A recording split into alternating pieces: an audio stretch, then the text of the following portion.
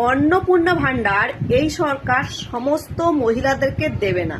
যারা গরিব, যারা দরিদ্র, যাদের প্রয়োজন তাদেরকে দেবে। বড়লোকের মহিলাদেরকে দিলে তারা বিউটি পার্লারে যাবে, কসমেটিক কিনবে এবং ফুর্তি করবে। এই ফুর্তি কথাটা কিন্তু দিলীপ ঘোষ বলেছে, তাই আমি এটাকে বললাম।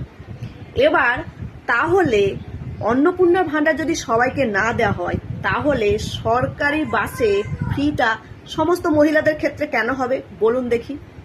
কারণ এই যে সরকারি বাসে রোজ দিন কারা যাতায়াত করবে? ওয়ার্কিং লেডিরা। সবাই যাতায়াত করবে না, সমস্ত ঘরের বউরা কিন্তু যারা চাকরি বাকরি করে না তারা কিন্তু ঘরের মধ্যে থাকবে। তারা কি রোজ দিন যাতায়াত করবে? মাঝে মধ্যে মাসে একবার দুবার যাতায়াত করবে। ওয়ার্কিং লেডিরা রোজ দিন সকালবেলা যাবে 35 টাকা ভাড়া কেটে এসি বাসে, আবার ফিরবো এসি বাসে 35 টাকা, তাহলে দাঁড়ালো কত? 70 টাকা। 70 ইন্টু যদি 30 হয় তাহলে 2100 টাকা। তাহলে যে মহিলা মাসের শেষে 50,000, 60,000, 70,000 টাকা মাইনে পাচ্ছে, এই ধরুন তাদেরকে ডাইরেক্টলি 2,000 টাকা দিয়ে দেওয়া হচ্ছে তো তাদের ভাড়া কাটতে হচ্ছে না, তাদের 2,000 টাকা বেঁচে আছে এবং সেই 2,000 টাকাটা কোষাগারে জমতে পারত। আর এই যে জিনিসগুলো, এগুলো সরকার কোথা থেকে পাচ্ছে? জনগণের ট্যাক্সের টাকা পাচ্ছে না, তাই কোশ্চেন করার অধিকার সবার থাকে।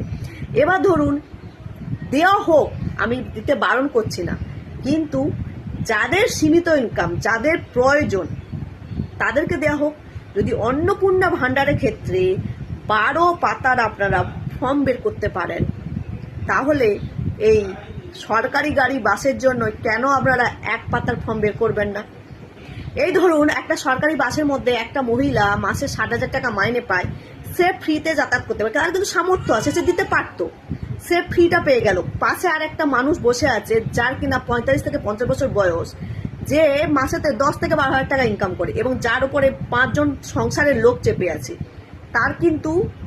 তাকে কিন্তু ভাড়া দিতে হচ্ছে। অথচ তার প্রয়োজন ছিল, মহিলাটার প্রয়োজন ছিল না, কিন্তু নিয়ম এমন হয়েছে মহিলাটা ফ্রি পেয়ে গেল কিন্তু সেই লোকটা পেল না। সেটা কি ঠিক হলো? আপনারাই বলুন দেখি।